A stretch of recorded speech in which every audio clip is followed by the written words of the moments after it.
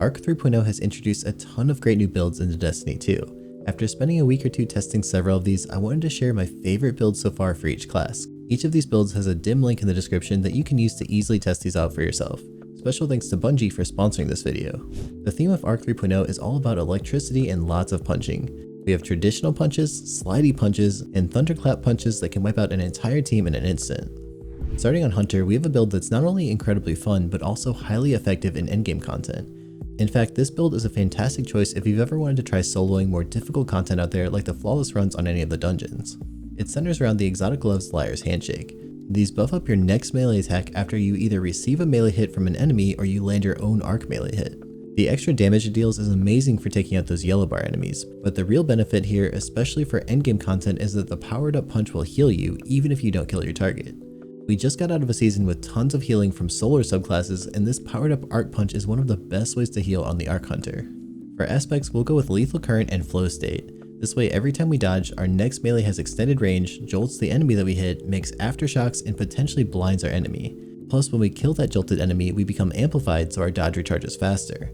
We get incredible damage resistance while dodging, we reload faster, and we can zoom over to the next group of enemies with blazing speed. This pairs perfectly with combination blow, so that each time we land a melee kill, it gives our dodge back immediately and stacks damage up to 3 times.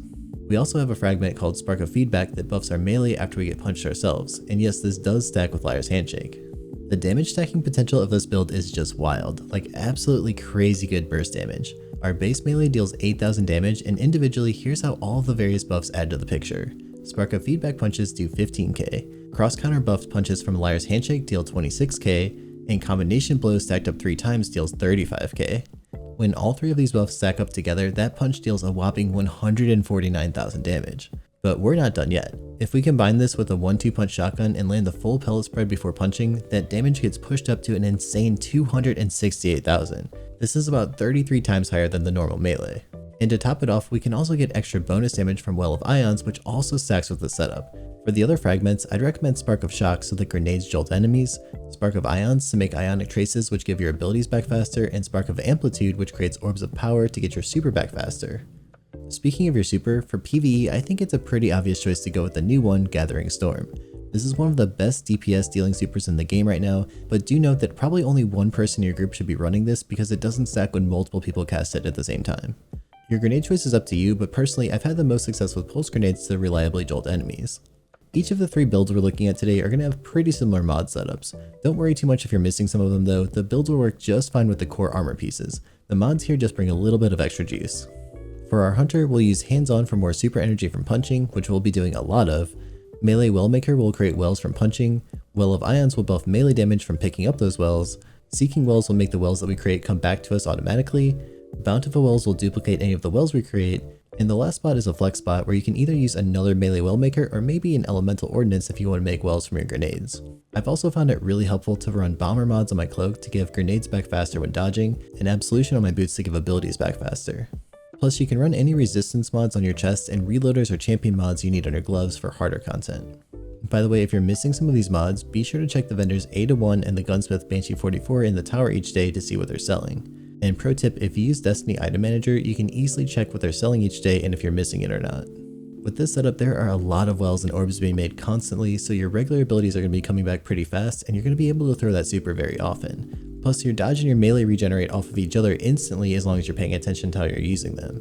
Weapons here are really your choice with the build, but I would recommend trying out a 1-2 punch shotgun. And bonus points if it's an arc one like Found Verdict from the Vault of Glass raid. For your heavy slot, you can run Tractor Cannon to place a debuff on the tankier enemies before punching them, or Legend of Acreus works amazing too now with the recent buff that added Trench Barrel in Season 18. Overall, this build is just so much fun right now, it's definitely worth a try this season. For my Warlock build, I have to give credit to my friend Muthew who showed me this one. I'll link to his channel in the description. This season we have a new melee option, Lightning Surge, which converts our normal melee into this awesome one where you slide, blink forwards, and then blow up your enemies with electricity. Plus anything that isn't immediately killed will also get jolted. This pairs perfectly with Electrostatic Mind. When you defeat jolted enemies, you'll make ionic traces, and then collecting those traces makes you amplified. For your melee, you really want to pick Chain Lightning simply because it has a shorter cooldown and lets you use that Lightning Surge more often. This build works with many different options, but I found the most fun way to play is to use the new exotic helmet Fallen Sunstar. This makes your ionic traces move faster and boosts up your ability energy even more. With this setup, you're often going to get your melee recharged almost instantly, so you can run around blowing up groups of enemies to your heart's content. For fragments, we'll use Spark of Discharge and Spark of Ions to make ionic traces, Spark of Shock so that our grenades jolt enemies, and Spark of Feedback so that our powered up melee does a bit more damage if we get meleeed on the way to deliver that attack. In order to get maximum ionic traces going, we really want to use an arc energy weapon, and I think there's two really great choices to consider. The first is a bow that's performing incredibly well this season alongside Arc 3.0. Trinity GHOUL with its catalyst makes blowing up groups of enemies a cakewalk. I've been using this thing non-stop and loving every minute of it. But if you don't have Trinity or its catalyst, another great option is the new fusion rifle Delicate Tomb. This synergizes really nicely with all of the ionic traces we're creating with this build, and if you manage to complete the exotic catalyst, you'll almost never need to reload. Mods here are flexible, but this is what I would recommend.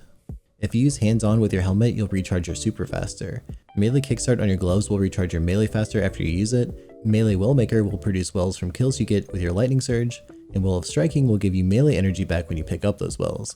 Seeking wells will draw the elemental wells towards you, and bountiful wells will create extra wells for you automatically. To get around the map faster, I really enjoyed running the sword Half Truce to get more arc weapon kills, and also zoom around the map with Eager Edge. And this season, we have the Sword Scavenger mod and the artifact for just 1 point. You can pick either super option, but I've had more success with Chaos Reach, which helps melt those tankier enemies a little bit faster. And the grenade choice is up to your preference, but once again, I found that pulse grenades are really strong for PvE. For Titans, we have a really fun ability spam build. This one lets you weave abilities almost endlessly to destroy the battlefield. Like most ability spam builds on Titan, the Heart of Inmost Light exotic chest piece is the key. This reduces your ability cooldowns and buffs their effectiveness. When you throw your grenade, the cooldowns on your melee and class ability are faster, and they're also stronger. I highly recommend using the Thunder Crash for your super just because of how much damage it deals. For your class ability, Thruster is awesome with Heart of Inmost Light. You may initially miss the barricade, but Thruster buffs your grenade and melee abilities and also has an insanely fast base cooldown compared to the barricade. With this build, Thruster is up every few seconds. My personal favorite melee is the Thunderclap, but Seismic Strike might be better in a lot of situations. I think Thunderclap is just so much more fun to use though. Storm Grenades are perfect in this build because they deal a ton of damage both to single targets and with an AoE effect. Touch of Thunder creates a roaming thunder cloud that tracks nearby targets and fires bolts of lightning at them after your storm grenade explodes. When you throw your storm grenade into a bunch of enemies, it's absolutely devastating with Touch of Thunder. The other aspect we'll be using this build is Knockout. This buffs your melee range when you break an enemy's shield or you critically wound them. Melee kills also regenerate your health and proc the Amplify buff. Now we get into the most fun parts of the build, the fragments and armor mods. The fragments this build uses are all about buffing your abilities. This makes them more powerful and gives them back more often. Spark of Discharge creates ionic traces with arc weapon kills. This synergizes perfectly with the Heart of Inmost Light to give you even more ability energy. When we get to the armor mods in a second, you'll see just how much ability spam we can do with this entire build. It's pretty crazy. Spark of Shock makes your storm grenades jolt enemies. Basically, this adds a ton more AoE damage to our already awesome storm grenade. Spark of Magnitude increases the duration of storm grenades. And Spark of Resistance reduces incoming damage when surrounded. This really helps us to stay alive longer in sketchy situations.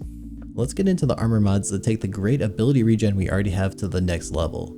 On a solar helmet, we're going to use Harmonic Siphon and Ashes to Assets with elemental armaments. Using an arc primary weapon like Trinity GHOUL, Out of Bounds, or the new Brigand's Law will get you a ton of arc multi-kills, and these arc multi-kills do a bunch of things for you with this build. They make you amplified, Harmonic Siphon creates orbs of power for you, and elemental armaments makes arc wells. For your arms, you want a grenade kickstart mod. This refunds a bunch of grenade energy just by throwing your grenade. If you're playing content without champions, you can actually use 2 grenade kickstart mods since they do stack together. With everything in this build, you'll get your second storm grenade before your first one is even done ticking. We'll also use Fonts of Might. This buffs all of your arc weapon damage when you pick up an arc well. And remember, we're making arc wells from our arc weapon multi-kills. Fonts of Might and elemental armaments pair perfectly together as long as you're using your arc weapons. Like the other builds, we're still going to be using bountiful wells, which spawns a second arc well whenever we make our first one. On our legs, we'll want those to be solar so we can slot both innervation and recuperation mods. Both of these are mods that activate when you pick up orbs of power. You'll immediately get some health and grenade energy back. The last mod on your legs is going to be Elemental Ordnance, which creates an arc well whenever you get kills with your storm grenade. It actually creates 2 arc wells for you because of bountiful wells on your chest piece. On your class item, we have 2 main options. Lightning Strikes twice increases your grenade recharge rate after you throw your grenade, and that timer extends itself whenever you get an arc final blow. If you're playing content with champions, you might want to try out Bad Amplitude. This applies a jolt debuff to champions whenever you hit them with an arc ability, and we're going to be constantly doing that with this setup. Let me know what's your favorite build so far this season. I'd love to hear from you in the comments. And up next, check out my guide covering my favorite way to play the new ARC 3.0 Hunter in PvP. It's linked on screen and in the description.